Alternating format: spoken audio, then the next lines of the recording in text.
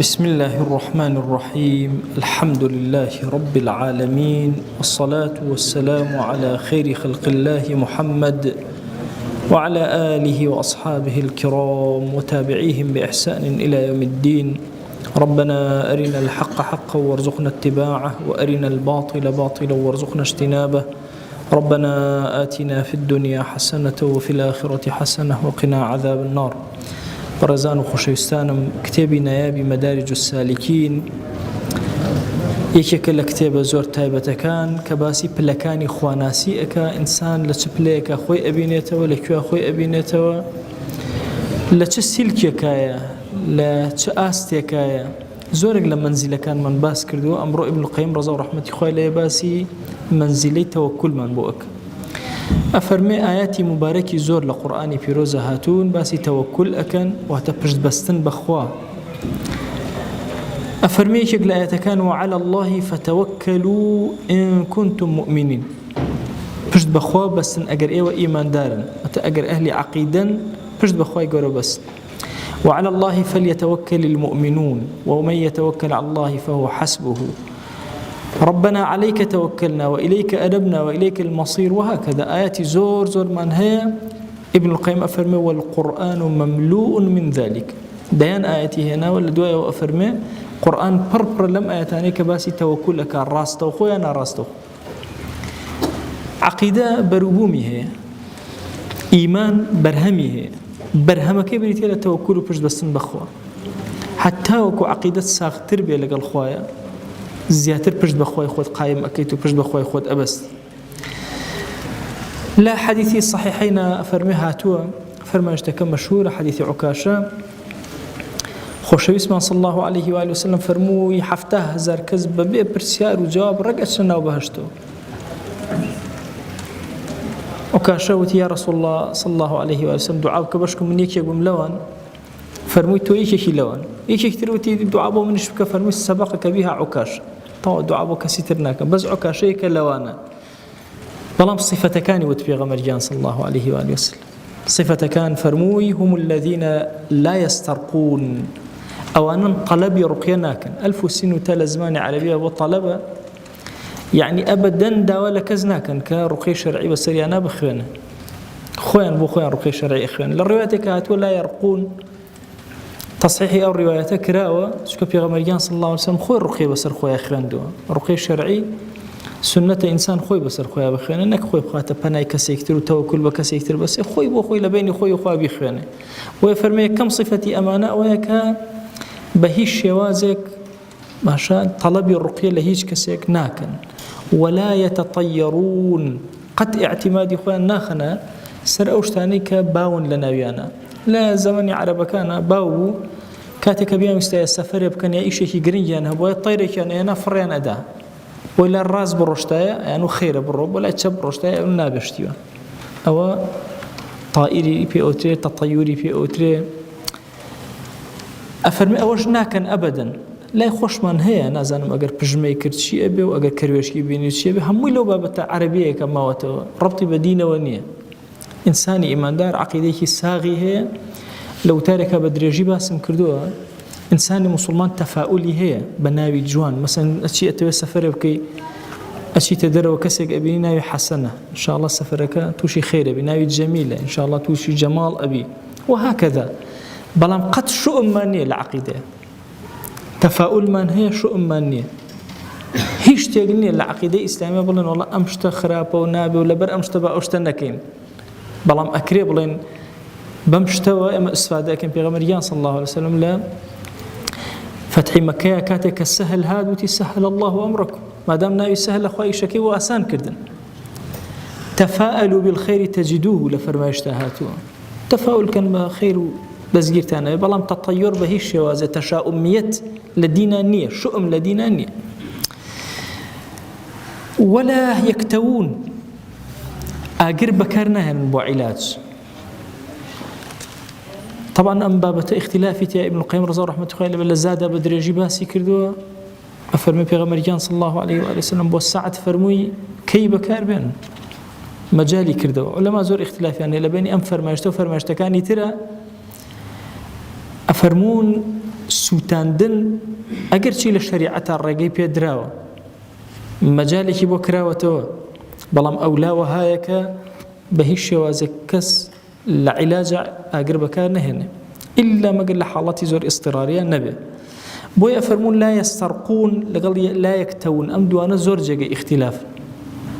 ئەمەی دووەمیان کە ئەڵێ لا يتطيرون مەجالی تیانە بەڵام ئەم دوانەیان جێ اختلافن و ئەگەر کەسێ ڕوخی شەرعیشی تەڵەب کرد لە کەسێک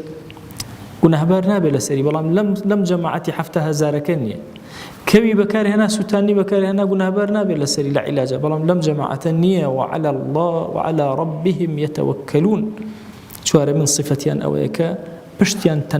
تنها بخداء قائمك لصحيح بخاري ابن عباس ومن أجرته وفرم حسبنا الله ونعم الوكيل أم كلمة أو دقورية إبراهيم عليه السلام خصيانا وأقرأ أو كلمة يوت پیغمبریان صلی الله علیه و آله وسلم کاتیوتیان ان الناس قد جمعوا لكم فاخشوهم دنیا کوبتو لسرتان برانبرتان وساتو لیان بترسن فرموی چی فزادهم ایمانا زیادی کر وقالوا حسبنا الله ونعم الوكيل پیغمبریان صلی الله علیه وسلم لکاتی زور زحمتیا حسبنا الله ونعم الوكيل بس خوامان بس او پشتو پنامان أفرمي خوشي اسمان أفرمو اللهم لك أسلمت وبك آمنت وعليك توكلت وإليك أنبت وبك خاصمت اللهم إني أعوذ بعزتك لا إله إلا أنت أن تضلني أنت الحي الذي لا يموت والجن والإنس يموتون روايتك لصحيحين هاتو خوشي صلى الله عليه وسلم أفرمي أم دعاء مباركي إخوان خواجان مسلمان بوم بتو إيمانم هنا وبتو پشت تنها بتو أبستم توبة وقرانهم بس بولاي توي أجر مخاصم لقل كسكابي كيشم هبي لبر خاطري توي خوايا بعزتي تو بنا أجرم لا إله إلا أنت هيش برستراي وجني تنها تو نبي خوايا قد قمرام نكي أن تضلني توشي لا ردان نكي تو حي لا يموت جن إنس مو أمر تنها تو أمنيته فرماش تكتب الترمذي وما نجرته لسيدنا عمر ورضي رحمة خوي به أفرمي لو أنكم تتوكلون على الله حق توكله لرزقكم كما يرزق الطير أجد طوابي توكلتا بخواها به شون رزقي طيرك أداء ورزقي إيه وأداء تغدو خماصا وتروح بطانا الله زمان إمام أحمد أبيا راك شابو هیچ کار و کەسابەتی نەکرد ڕەجەب ئاسا ڕەجەب هەبوو تەمسیلێک بوجاران چاوەڕێیەکردەی توی هەنجیرە شتێ بکەوتە ناو دەمیەوە پرسیارەکرد لە ئیمامی ئەحمەد وتیان پیاوە ئەڵێ تەوەکولم ئەوە بەخوا قایمە ئاوا ڕاکشەوە هیچ کاسبی ناکە ئەڵێ خوا ڕزقمەدا فەرمووی لە فەرمایشتەکە تێ نەگەیشتووە طیر دانانیشە لە هێلانەکەی خۆیان تەغدو خماصا وتروح بطانا بەسکی بەتاڵەوە ئەڕوا دانانیشێ کە ئەگەڕێتەوە بەسکی تێرەوە ئەگەڕێتەوە أم فرماشته زور مقاصدي قولتي قد مالك كاسبينية ودانشي برنا وبازار خوا جل جلاله برزق دناك عطاء الله اسكندري قصيك زور عظيمة هي عليه وكسي كبازرقاني لنا وبازارا هر خريكي كسابتي وأكوي درنابي هر خريكي هر هيك بهيج نابي عليه خواي همويد بوكو أكاتو ما عندو بلا بازار همويد بيكو أداتو أو جهدت قد بزاينات خوا جل جلاله أو بري عدلي هي لسر زوية بويا أو ما ندوبون زوري كتو أي كيشي لنا وبازارة وهيك دزناك هر بردوان بلا سري لسوتشي كأخوي جورا كليلي رزق كانت أداة دز همو أو ما ندوبون ندبو قربو أكاتو كما ندوبو فرمايش ترمان هن زور كباسي توكلك أو عند كفايته أفرمي ابن القيم التوكل نصف الدين والإنابة نصفه الثاني دين همو دوشته يا بشت بخوا بس يا أقريته ولا إخوة أم دواني أفرمي نيوي توكل ونيوشي إنابته أفرمي شو كالدين همو يا استعانة بخوا يا عبادة أفرمي عبادة كان همو بيوسي بإنابته يا استعانة كاش توكل كاش استعانة بويا إما كالين إياك نعبد وإياك نستعين عرزم كردن همو أم منزل إخوانا سيانا لو دو شيء هاتو أم توكلا لبشي عبادتها توسر ناكوي لبشي استعانة وبشت بستن بخوا أو اندبر زبيته وقيته بلي توكل طواو تنها خدا جل جلاله اعتمادي أخي تسر أفرمي منزلي أم توكل أو اندق وري العقيدة الإسلامية أوسع المنازل وأجمعها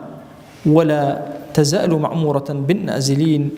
لسعة متعلق التوكل. أفرمي أو اند توكلك قوري والزور برفرية بردوام مالك بر توكل قورترين مال كوكروترين مال وإنسانية توكل بو شوك حواجي إنسان كان زور زورة مجبورا بجد بخوا جل جلاله بستن هج علاجي أني أفرمي أم بابتي توكل سبحان الله جاري وهي لا إيمان دار جاري ولا كافرش درس توكل أو دواسع بابك جاري وهي كسك بديني شا بجد بخوا بست جارك ببير ما خوي قرأ مناضي في عطاء كردين توز باري دروني مشوش بو هذا هو إنسان قهوة اللي كم من الله توز شبرزة به دكتوري قصي كي كرد زور تأثير لي كردم وتي ما صحيح خود مشوش مك بو خويا هرشي دكتوري أم سرزوية هرشي إنسانيته هرشي جنيش هرشي ملائكة شكوبته حكمة بدز كافر ومسلمان لكاتي من الغونا همويان توكل بخوا بست هيك مجال اشتكتريت يعني زورشت هي لجيانا ببي إرادة خوي إنسان علاجي نية أبي بجد بخوا بس شاور الرحمة خواك لسر مرقة خوا جل جل قرآن بحسك والتفت الساق بالساق كخاتي أو قاتل النسان بيكو يتهيج علاج لما وقيل من راق أركسجني رقي شرعي بسرا بخينه هيج مجال كافر جوال سري أو طاغوي تجورا جورا أنا كان من الهرانا كاتك أمر خزمو كسكان علاجي أنك بدأ سوينا منه أنا بشكم قرآنك بشكم اشتكي بسرا بخير أو كم الله الصحابي لصحيح مسلمة واردة كتشون لا منطقية كو جوري منطقة كشتك بيويدا ابن حجر أسقلاني رحمة خوي فرمي جوري أو منطقة كافر بو كشي هاد بمسلمانة علاج نما حرشي الدواء خوي أنا بكاري أن هنا هج علاجي أنا بو هاتن لا زاني أنا مدة مساويان جوانا مثلا أري ودم مساوي جوانا كان شتيك تاني بيخن بسريا أيش فرمي والله بشر ده إخوان ما بيسوي مر بنيا بيسحود مر للرواياتك إن جهات سورة فاتحة إخوان بسر أخوي جور الشفايدة بدليل شيء ابن حجر فرمي أمانة كافر بون أفرمي لبرويت شو كأمانة أم إيمان دارنا وتيان بمان كان ميواني خوتان نان كردن ميوان داري واجبة أجر كسي اللي قوما لشوينك بس تويلوي واجب للسر بميوان داري كي أفرمي بالدليل أو كابو أمانة إيمان دار نبون كافر بون كشي طلب رقي شرعي كرد ورقي شرعي تأثيري لكردن استفادين لكرد بوي أفرمي توكل هندجر كافر توكل أكا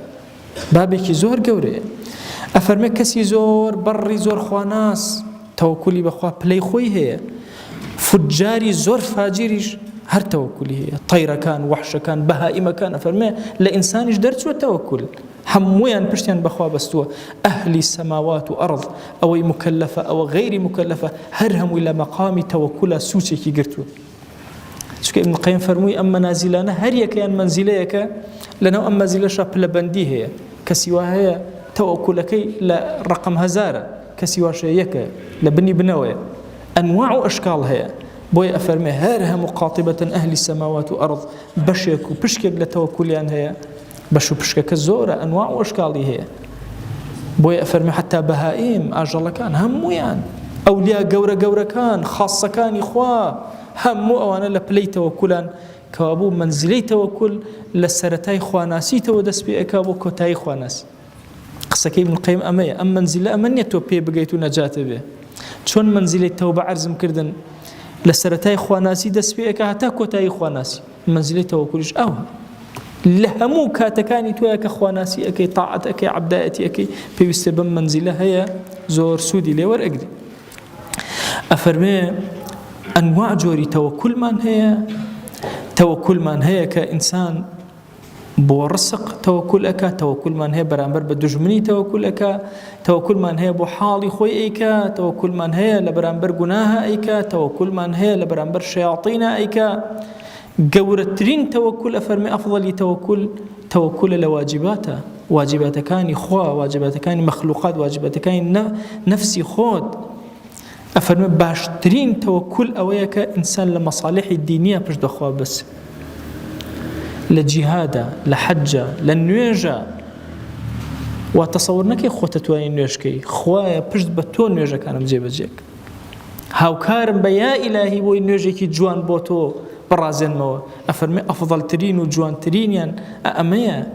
کە هەمویان لە هەمویان بەنەفعترە. ئەفەرمێ یا ئەوەی کە ئینسان پەنا بگرێ بەخوا لەوەی کە مەفسەدەیەک لێ دوورکەوێتەوە. ئەفەرمێ بۆی ئەنبیا لەو پەڕی پلەی بەرزە پشتیان بەخوا بەستووە بۆ ئیقامەی دینی خوا لەسەر زەویە، بۆی فەسادی مفسدین لەسەر زەویان نەهێڵن، پشتیان بەخوا بەستووە. ئەفەرمێ هەر کەسێکیش ومن صدق توكله على الله في حصول شيء ناله، هەر کەسێ پشت بەخوا بەسێ بە صدق و ڕازگۆیی بێوێ شتێکی دەستگیر بێ ئیلا ئەو شتەی دەستگیر ئەبێ لا مەحالەتە هەر دەستگیری ئەبێ. ئیمامی ئەحمەد فەرموویەتی تەوەکل ئیشی دڵە دڵ، عملێکی قەلبیە لە ئینسانە، بە زمان نییە بڵێن وەڵا پشتم بەخوا بەستووە، بە دڵمە کە دڵم ڕبطی لەگەڵ خوایە جەل جەلاله هەبێ پشتم بەو قایم کردبێ. ئەفەرمێ هەندێک فەرموویانە سکوونی ئینسانە،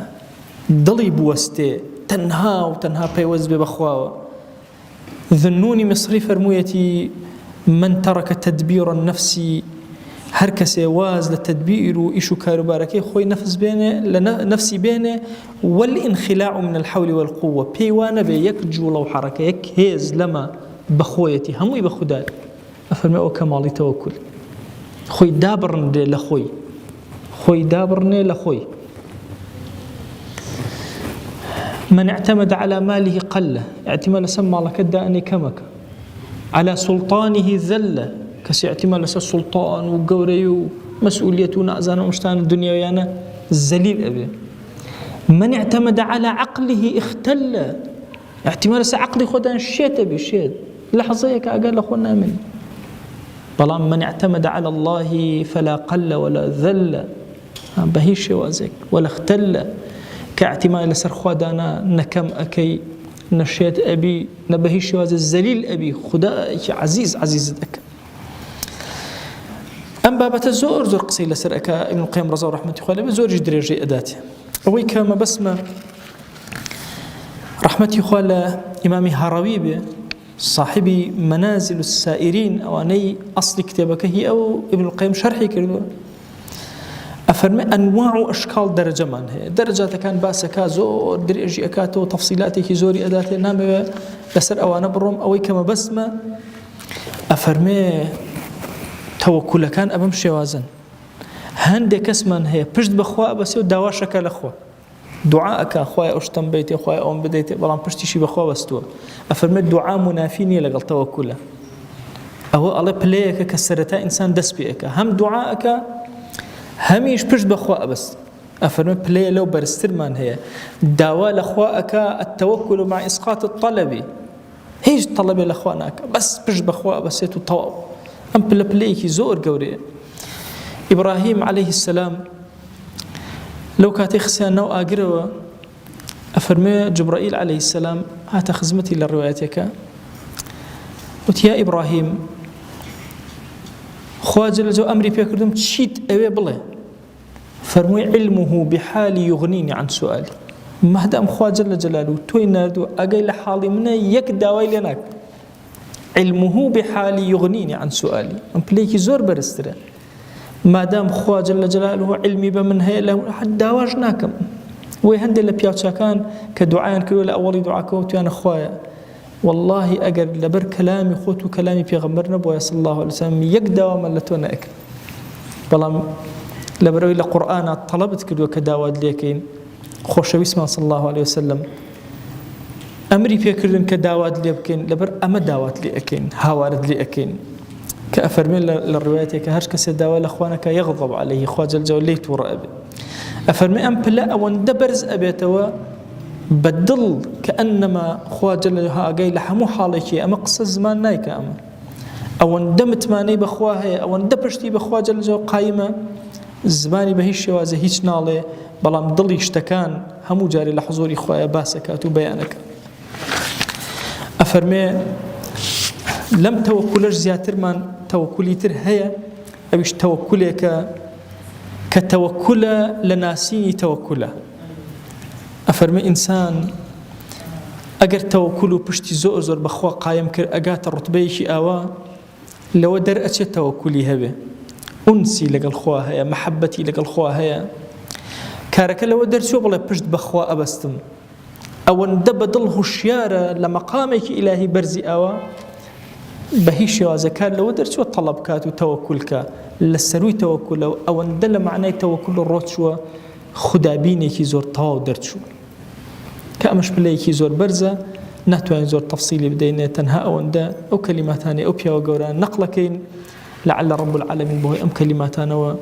دڵمان ئارام ئەکاتەوە دڵمان زیندوو ئەکاتەوە لە پلەیەکی خواناسیە ڕامان ئەگرێ خوای گیان تو خۆت ئەزانی ئێمە لەبەر خاتری ئەوە هاتینە خزمەت کەلیماتی ئەم پیاوە گەورانە بۆی نەشتەرگەریەکی دڵ و دەرونی خۆمان بکەین دەی خوایە داوا لێ ئەکەین بە ڕەحمەتی خۆت بمانگەێنە ئەم مەنازیلە گەورە گەورانەی خواناسیە ئەکرەم الئەکرەمین خوای گیان ئەگەرچی ئێمە شایستێ ئەوە نەبین کە بگەینە ئەم مەنزیلانە تۆ خوایەکی زۆر شایستەی إلهي داوال لي أكين برحمته بزي وكرم ومهرباني خود شايستي خود بسرمان أداب بارين أو شايستمان كبو طاعة وعبدايتك راس تقينيتو يا أكرم الأكرمين خواهي جان گناه کردومان بأشكرا عفو مانك گناه كردومان بپنهان عفو مانك پنا أقرن بتو لخيالك خراب بذهن مانا هاتبه داوال لي بردن لي أكين يا أكرم الأكرمين إلهي داوال لي أكين برحمته بزي خود بكرمي خود أما جر رمضان بكرم ما جر رحمت بسر دلو درون مانا دائب بارنا إلهي بركاتي أسماء وزي بسر مانا ببارنا رحمن أسودك بشيرين دينك يا رب العالمين إلهي لد أبارينا ولد ألالينا وبرحمته بزي خود بكرمي خود يا إلهي عاقبة من برك الأخواناسي وطاعة وجواني وجمال تو گەورەی خۆت ئەو ڕۆژەی بە لیقای تۆ شادەبینەوە ئیلاهی ڕۆژێک بێ کە چاکترین و باشترین ئەعمالمان تیا بەرز کرد بێتەوە یا رب العالمین ئیلاهی داوات لێ ئەکەین بە ڕەحمەت و بەزەی خۆت گرفتەکانمان چارەسەرکە ئەومان بێ حاڵ و ماڵە ماڵداریکە ئەومان بێ مناڵە مناڵی پێ عەتاکە ئەومان بە مناڵە مناڵەکانی ساڵحکە یا ئیلاهی ئەومان کەم ڕزقە ڕزقی حەڵاڵی زیادکە ئەومان قەرزارە قەرزی سەرشانی سووککە ئیلاهی ئەومان کێشە و گرفتێکی بۆی چارەسەرکە ئەومان ئاژاوە لە ماڵەتی ئاژاوە لە ماڵیان مەهێڵە دڵمان ئارامکە ماڵەکانمان ئارامکە وڵات و نیشتیمانمان ئارامکە یا ئیلاهی ئومەتی پێغەمبەر صلی الله عليه وسلم ئارامکە ئیلاهی بەخوا ئومەتەکەی پێغەمبەر صلی الله عليه وآله وسلم لە زەحمەتێکی زۆر گەورەیان ئەمڕۆ یا ئیلاهی زۆر بێکەسین زۆر بێدەرین پەروەردگارە تەنها و تەنها چاومان لە ڕەحمەتی تۆیە تەنها و تەنها چاومان لە دەسەڵات و قودرەتی تۆیە کافران هەموو سوچێکی ژیانیان لێگرتوین ئیلاهی براکانمان لە غەزە ئەکوژرێن خوشکەکانمان ئەکوژرێن مناڵەکانی ئومەتی پێغەمبەر صلی الله عليه وآله وسلم ئەسووتێنرێن برسی ئەکرێن بەخوا ئیلاهی ئێمە چارەیەکمان نییە تەنها و تەنها هانای ئەو نرکە و ناڵەی هەژارانە بۆ لای تۆ بەرزەکەینەوە یا رب العالمین تۆ خۆت بە هانای ئەم ئومەتەوە وەرە دروستمان کەرەوە سەرمان خەرەوە دڵمان یەک خەرەوە يا إلهي بيوسيمان بخوته يا أكرم الأكرمين زياترك يا رب العالمين يا إلهي لد أبارنا ولد ألالينا وبرحمته وكرمي خوت قبول خوت من بدر يا رب العالمين خويا قبول من لا أسمان كان بدر إلا الزبي بدر إلهي داوال لي أكين عدالتي سر زبي بخير ودسي مسلمان يا رب العالمين يا أكرم الأكرمين خويا جان لقناهي دايكو باك من خوشبه لقناهي خشكو براكان من خوشبه لقناهي خزان وهاوسر ومنال وچمن تا روجي قيامت خوش با إلهي لقناهي ما مصاب قتابي كان من خوش با پروردگارا برحمته بزي خود بكرمي خود يا أكرم الأكرمين رحمة الزور زور بسر معنوه داوال لي أكين بقوري خود خواهي هركز ما أفيكي بسر معنوه يا ربي خويا لقناهيان ببورة خويا لقناها كانيان ببورة هركز لهمو جيان مانا يا إلهي بياوتي وشاكئك لقلا كلون لقناهيان ببورة يا رب العالمين يا ربي خويا جان لقناهي أمتي بيغمبر صلى الله عليه وسلم ببورة لقناهي خوشوستان من ببورة لقناهي عزيزان وهاوركان من ببورة لقناهي دراوسكان من ببورة لقناهي أهل قرك من ببورة لقناهي أهل كردستان ببورة لقناهي أمتي بيغمبر صلى الله عليه وسلم ببورة يا إلهي داوال لي أكين صلاوي أما جسي أما بقينا بيغمبر صلى الله عليه وسلم ياكنا ومن لخزمة يا بينا